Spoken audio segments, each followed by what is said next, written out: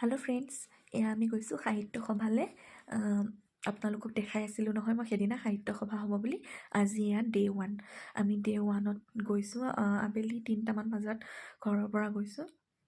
তাৰপাছত গৈ পেলাই ধুনীয়াকৈ মেলা চালোঁ, ফটো উঠিলোঁ আৰু এয়া চকৰিটো উঠিছোঁগৈ। আজি ভিডিঅ'টো মানে অকণমান ফাষ্ট ফৰৱাৰ্ড, কাৰণ মই আপোনালোকক ভালকৈ গোটেই ভিডিঅ'টো লং ব্লগত দেখাম।